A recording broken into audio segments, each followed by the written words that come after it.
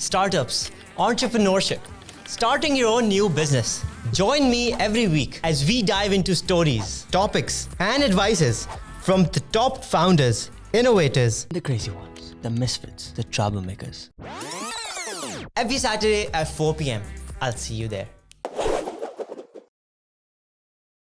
Basically, there's different types of people out there in the world. Not everybody likes watching movies at home. They like to go to the theater, or maybe vice versa. They don't like going to the theater. They may want to watch it at home. We look at it, we scope it out, we vet it. We look at a lot of different things, and we don't take every business with us. People get involved and they dig deeper into it. There's just no way that people stay on the surface unless they're just really scared. But then again, when you're doing something, there's always risk involved. In your opinion, what kind of a gap or what kind of a convincing would it take for small and medium-sized businesses like yours to actually start hiring remote staff, and how can they help you? Always research any field that you want to get into, any business. So one, do the research. So welcome to another edition of the Startup Podcast with SaadAhmedAllahwala. Today we're with a very special guest because this guy is someone who is not only a businessman in the Houston area, but also someone who I worked with for a little bit. And he was teaching me a lot, and I'm really grateful for the time and the effort he gave me. And I went around with him and saw a lot, and learned a lot from him. I'm back in Houston, and today we're with Kash Gaddi, who is the president of Sangeet Radio and is also in real estate. And well, thank you so much for being in the podcast today. Saad, thank you so much for having me. Glad to be here with you. How are you? I'm good. How are you? Doing wonderful. Glad to be here.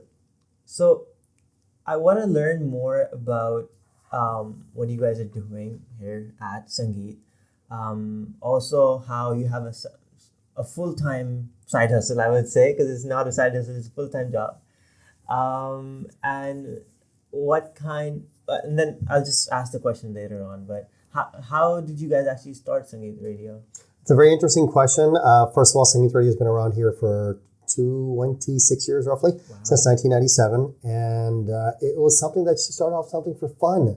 Sangeet Radio was started by my father, the CEO of Sangeet Radio, Saad Gaddi.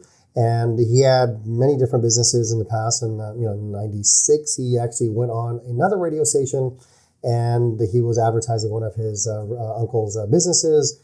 So, he gave $1,000 to the guy, say, here, I want to advertise. He went there, he waited for an hour to go on air, and basically, didn't feel like he got his money's worth, didn't really think, hey, I can do better than this.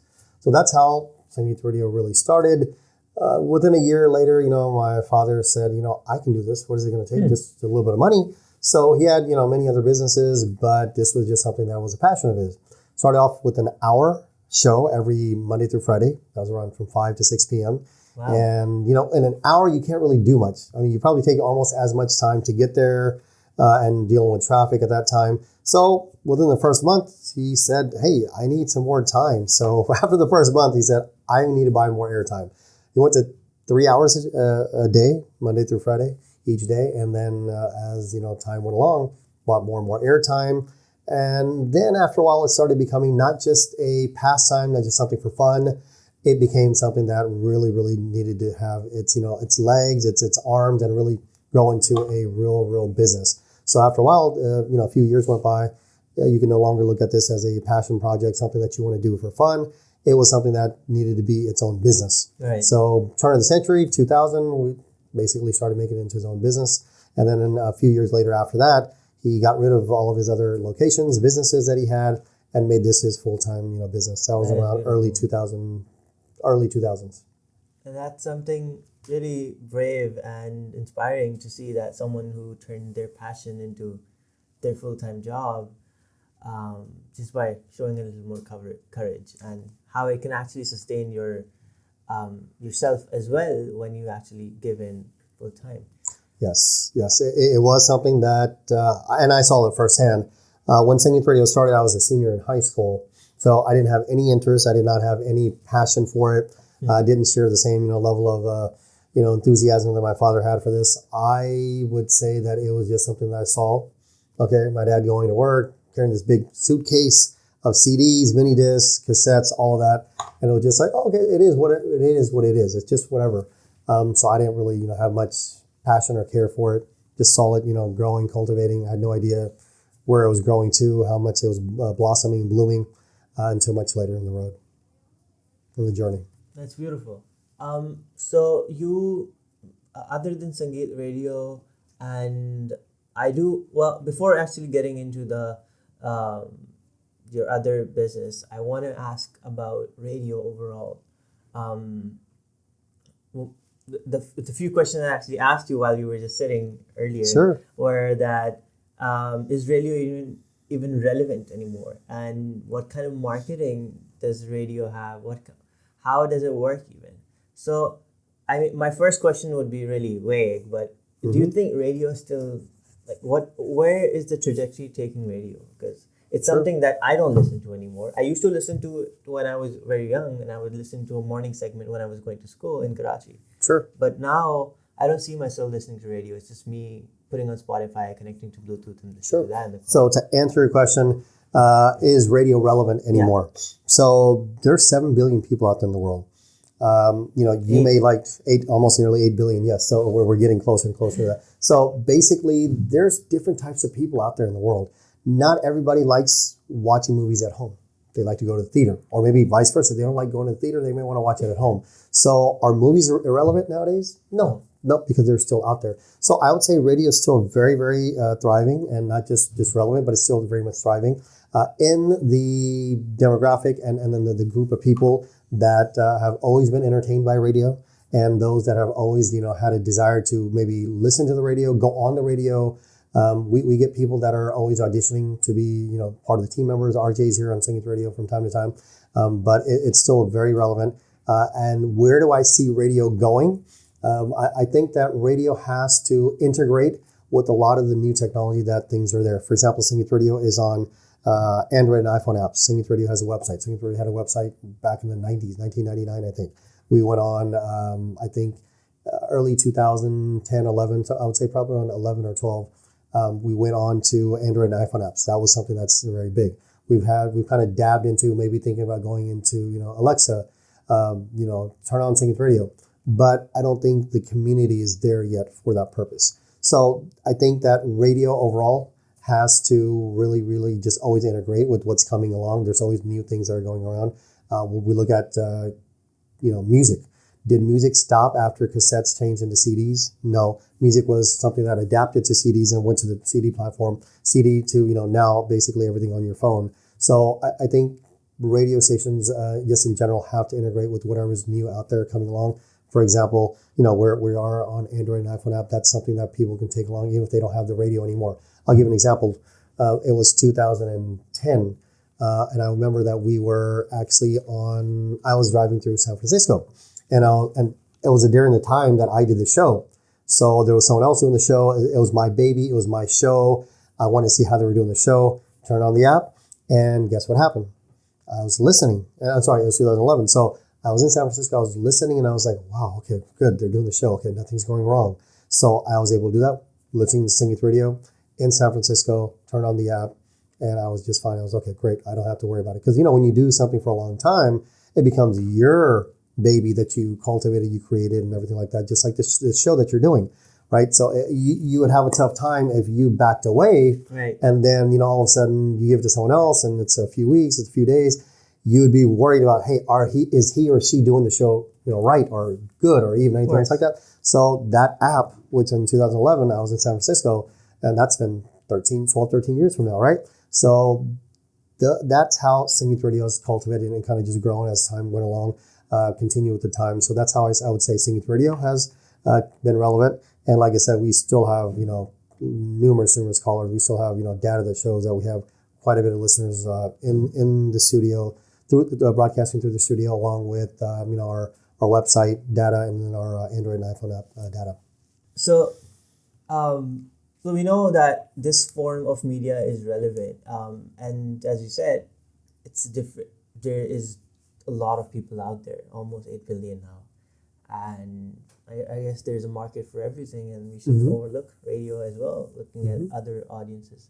Because even with social media now, people have started to see that the effects that Facebook or Instagram marketing or even YouTube marketing would have, it's starting to deplete, and we still need the main sources of if Spotify is marketing on social media where it makes sense because it's a digital platform, it still has billboards because it still makes sense to have a physical presence. And there's a reason why. Yes. Because social media is getting away from the average norm every day. Unless if someone's spending 10, 12, 15 hours a day on social media, that's one thing, right?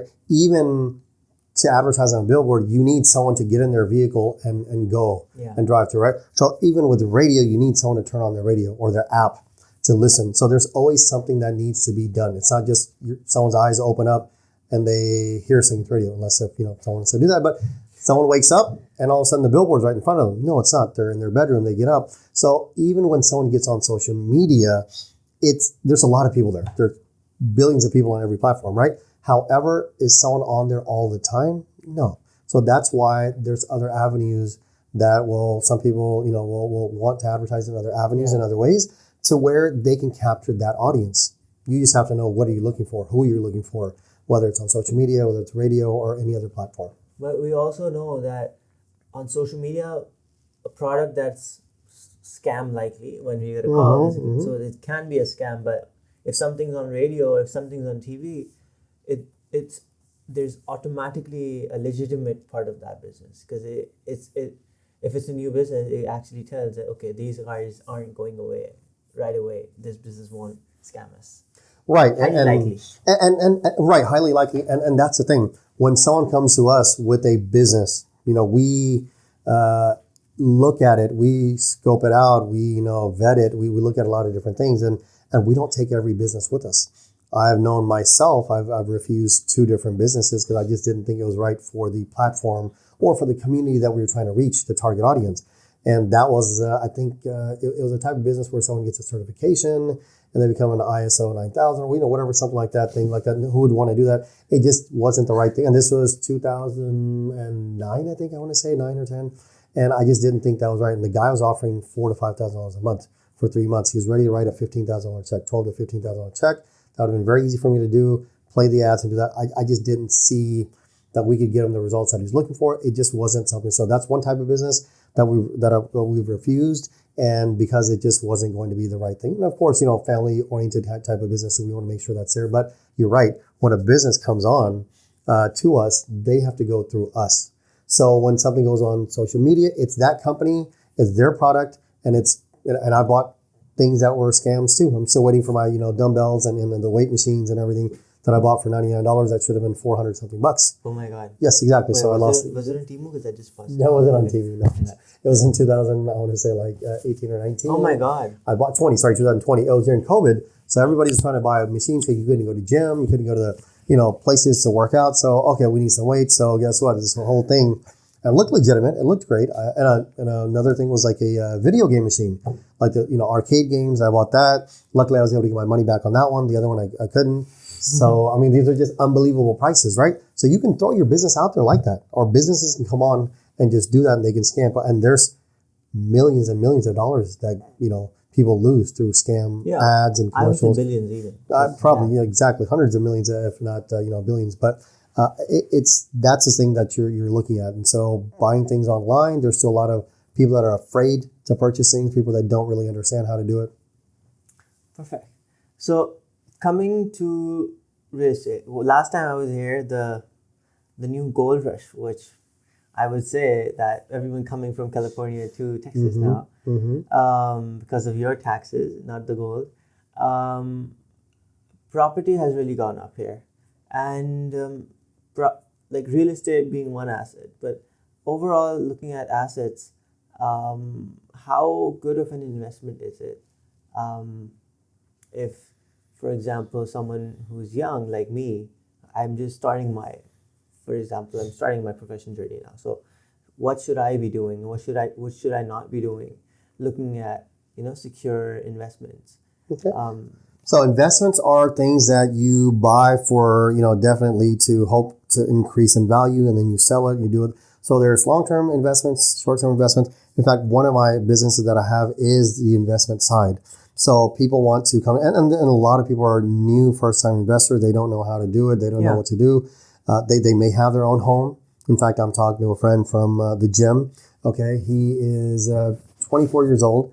Okay, he's been saying things on social media, just seeing things in different places that, hey, I should be buying property. And he knows me as a realtor as well. So, he's talked to me. We're going to have a conversation tonight. I've gotten him pre-approved and he's ready to purchase a home. So going back to, I guess, really the question that you were probably asking, is real estate a good investment?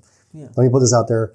But like for younger individuals, like for any and every individual. Okay. Yes. So as long as someone's breathing, they should be considering real estate. And this is not because I'm selling real estate. This is just a general thing. This podcast is going out to, people all around the world. Real estate, whether you're in Tokyo, whether you're in Houston, San Francisco, Toronto, wherever you're at, 90% of the world's millionaires and billionaires have real estate. So that is something that goes to show you that the moment you can buy a property, buy it. Don't delay. Because today it's going to cost you this much. Tomorrow it's going to cost you that much. So it's even more. So real estate seldom goes down. It does go down once in a while. It does go down. But, one of the safest bets, one of the safest investments is real estate. Yeah, compared to a lot of things. I bought some stocks, okay? And 2 days ago, it was up and up and up. Today, it's down a couple of grand, okay? We all know about crypto, what's happening there, right? I'm down $50,000+ on crypto, okay? That's just something that it was, one of those things that, okay, it was a new fad, it was a new thing to do, everybody was doing it. I used to see things about apes, about, the digital real estate, crypto, whatever, everything like that. I don't see any of that on social media anywhere. Because it's dead. Where'd they go? Where'd they go? Where'd that ape go, right? Yeah. So real estate is still here. There's still people making videos on real estate. There's still people talking about real estate. There's still people buying real estate. So, and it just depends on what someone's looking to do. There's short-term real estate. There's long-term real estate. I like to focus more on long-term because I don't plan on going anywhere. I plan on 5, 10, 15, 20 years on the road needing money. Everybody needs money. So why not buy something today? Okay, keep it for 5, 6, 7, 8, 10 years, okay? And know what you want to do with it, right? You buy it today. You want to obviously have that real estate property accrue, okay? It goes something called equity. And then, 5 years, 10 years down the road, 18 years down the road, whenever you need it, and you know what you want to do with it. You can buy it now and not know what you need to do with it.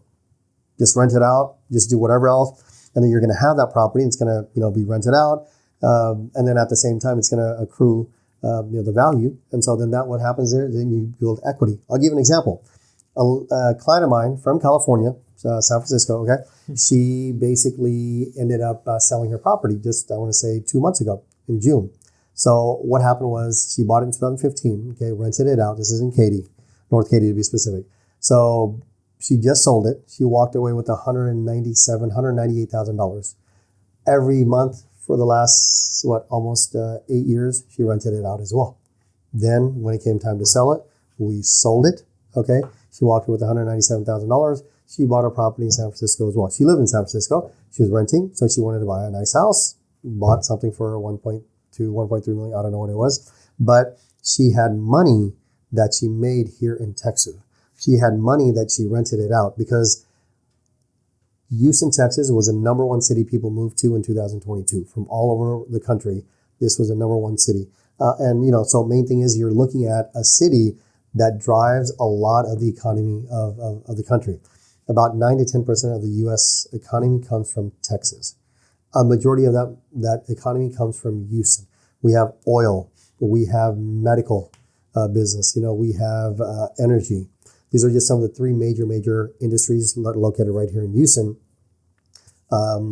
It's a very good, mecca for small businesses. So a lot of small business owners come to Houston. They have a market. They have different things. So just like Sangeet Radio, just like my real estate business to help people buy and sell, just like my real estate talk show that I shared with you earlier, just like real estate. So I manage 4 businesses, just myself, right? So that's just one of those things that people are easily able to make money in Houston.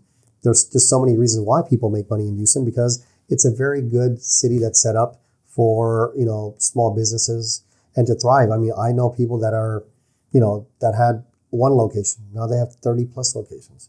The reason why is because they open up something, learn the business, learned what to do, and then all they did was repeat and rinse. So they ended up doing a second location, third location. So that's one of the things that you find. Same thing with real estate. You buy a property, okay, you're learning how to do things. You learn how to work with tenants and different things. Now you go to buy a property 2 years later. You can actually use the income from the first investment property that you have towards that. You don't even have to sell it. The rental income that's coming, which you bought 2-3 years ago, that rental income has gone higher and higher and higher every year. Now you're ready to buy a second property.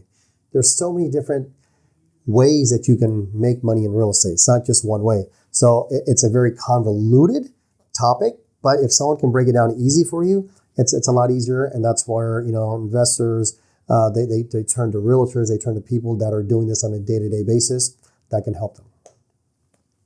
Awesome. Me being a 21-year-old, should I be looking into getting real estate? You absolutely should, because at some point, hopefully you make it to 25. And at 25, if you can get one more property, right? Let's say you buy a property today, 21. At 25, you buy your second one. And that's a very easy goal to do. At 28, you buy your third. At 30, 31, you buy your fourth, okay? Now you're 30 or 31 years old, you've got 4 properties. I promise you, you will get addicted to it. The reason is because it can make you a lot of money. Then maybe down the road, you buy an apartment complex. Now you don't have to worry about, what your primary source of income is anymore. You've got 4 properties, you've got an apartment complex, and people think, oh my God, apartment complex, that's got to be in the millions. That's okay. You're not asked to reach the moon because now you can walk.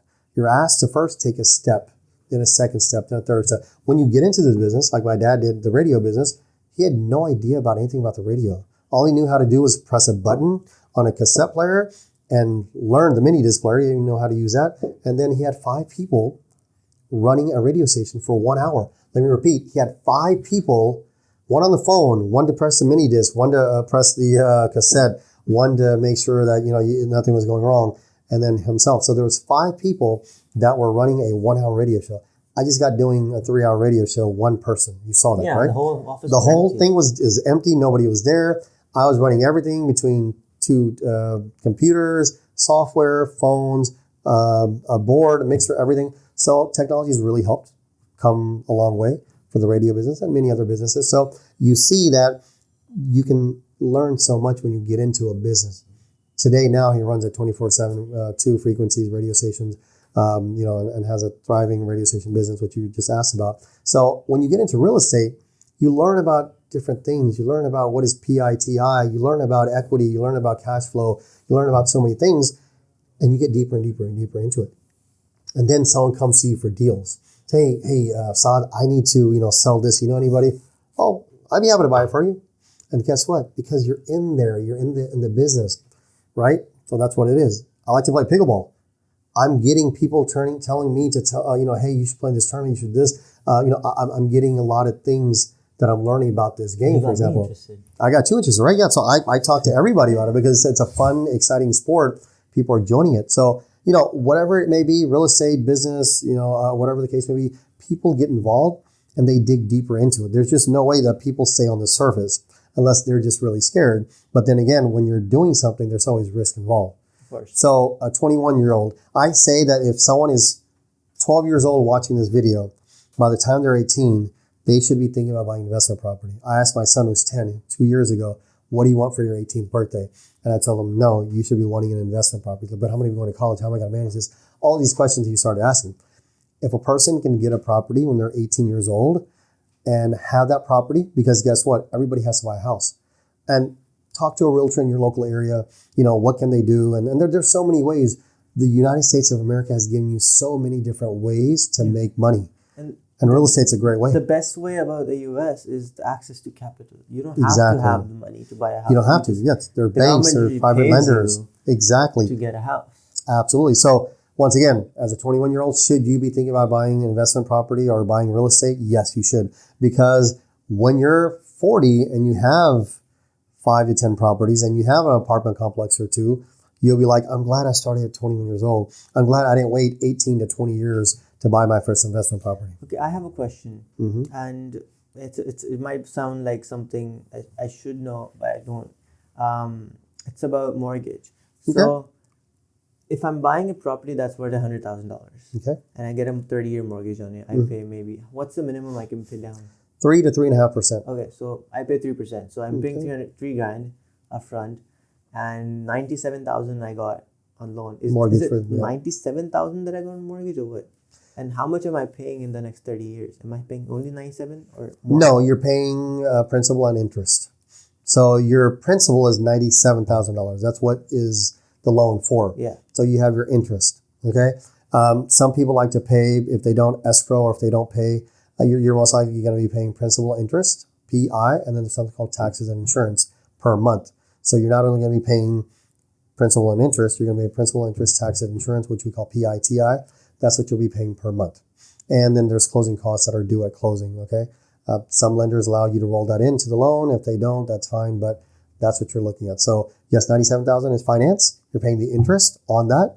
So whatever you're paying monthly, most likely principal, interest, tax, insurance, once again, aka PITI, that's what you're paying each and every month. So like how much do I end up paying in the next? $97,000 loan, you might be paying, for that, you might be paying like, $190,000. Total. So it's almost double. It's not like 3-4x. Double, no, it's usually not that much. But I mean, it just depends how much someone's putting down. It could be more. It could be 200 and something thousand. We just have to look at, the state, And if I pay it taxes, early, insurance, if I yeah. pay it off early, I Sure. got a bonus. So let's say you pay off any property. It could be $300,000 house, whatever the case may be. Generally, the rule of thumb is if you can make one payment extra per year, then that will help you pay off that 30-year loan 6.5 years, almost 7 years earlier. Wow. So just one payment a month.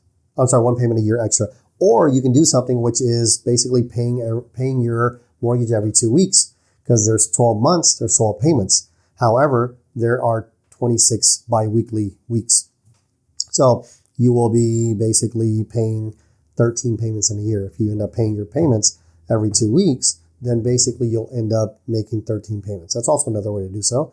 And that, once again, will bring your 30-year mortgage down to 23 and a half, 24, something like that. So. And if I, for example, after like 3 years in, somehow I get 50 grand and I want to pay it off, can I still do that? So, I mean, you'll still have more than 50 grand left, but let's just say that you get a lump sum of money, you won the lottery, you sold something, you made a lot of money, you got a raise at your job, or you got another job, right? So you got a new position. So you got a good hefty amount of money. Most loans nowadays are the type that you can pay off early.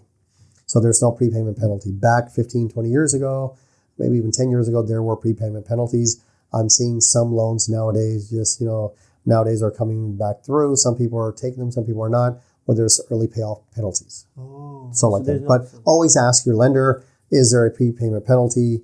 That's something you want to know before you sign up for that loan. Okay. So coming back to the exciting stuff, because real estate is very exciting, and it's something to really understand, because everyone's going to be doing it anytime, sometime. Yes, everybody should be learning more about it. Yes. Through some way, some form, and write down questions to ask and get started, because curiosity is something that will never ever get you paid. Curiosity is never something that will ever get you to move forward. It's good to learn about it, but it's also good to take that first step. Yeah. Take the first step. I'll try to take the first step too. Okay. So finishing off, so it's the question's might be a bit irrelevant, but looking at your point of view and you spending so much time in the US, and if you have seen more of a technology shift than me. I grew up with watching PBS on a computer. Maybe you might not have. Maybe you were watching TV. I watched PBS a long time ago too. Yeah. But was it on TV or a computer? TV. So, but like you saw more of a shift than me. With AI coming in, with so many, as you said, there were 5 people in for a job that now only you do alone. Yep. We have also seen that remote jobs is a big trend now. And people moving to Texas are working in California, making that wage and then spending it here, so they make more money. True. Similarly, if someone's living in Pakistan or in India and they make a minimum wage or a basic wage of Here. Texas, they're still making a whole ton of money. So in your opinion, what kind of a gap or what kind of a convincing would it take for small and medium-sized businesses like yours, to actually start hiring remote staff, and how can they help you so we can actually get people trained for that? Sure. So in real estate, someone has to get their real estate license. Okay, that's the first order of business when it comes to someone wanting to buy and sell, help people buy and sell real estate here in Texas or any other state in the United States. So that's very important to do so. I would always recommend research whatever it is that someone wants to get into.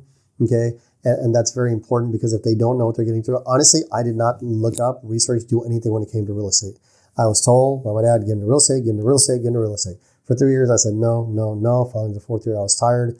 We were buying a house, and I was just like, okay, great. I'll just do it just so I'll keep them quiet.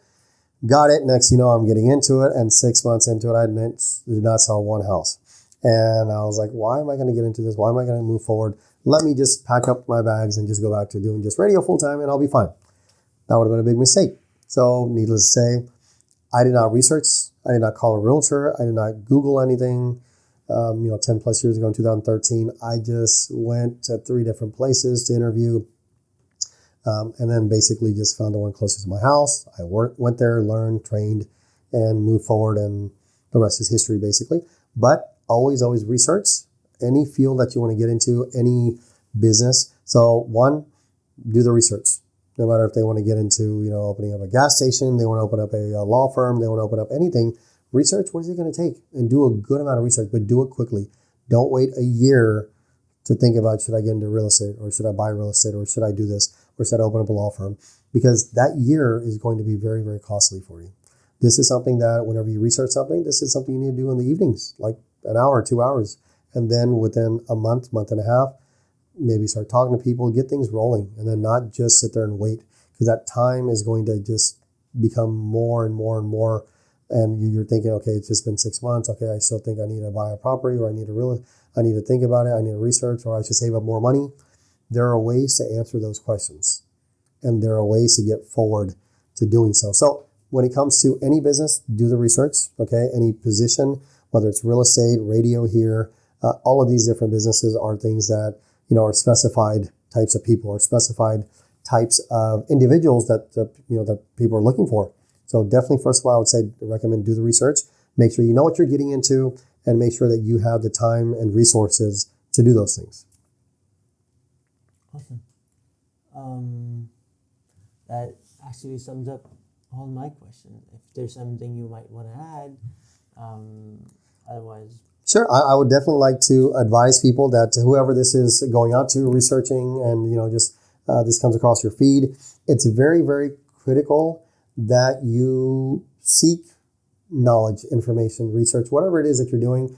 There are a lot of things. Start following different, pages, different, groups and different things like that, including something like this. This is a excellent source of information for you. Subscribe, click, follow, do those things, because that way you can get more information. There are a lot of people working hard, just like Saad is, to get you content and information that's going to help you learn about things that you may or may not know already. And if you may know it, you may not know it at a level that, you need to know. So subscribe and start looking at things. Don't just waste your time on Instagram, Facebook, TikTok, just looking at random videos to make you laugh. It's great to laugh. It's great to learn those things and, do those things. But start following people that are important in what you want to learn. Hone in on what you're looking to do. Saad's here talking to me about real estate, wanting to buy real estate. Why is he talking to me? Why is he around me? Why is he interviewing me? Because he wants to learn as much as he can. And we've looked at different properties. We've gone around and done so much research. So that's why it's important.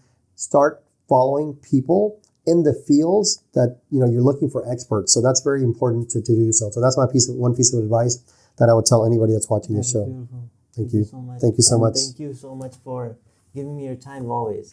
It's really a pleasure and really fun to It was a pleasure to be here with you and to chit-chat and talk with you. Thank you. Thank you. Startups, entrepreneurship, starting your own new business. Join me every week as we dive into stories, topics, and advices from the top founders, innovators, The crazy ones, the misfits, the troublemakers. every Saturday at 4 p.m. I'll see you there.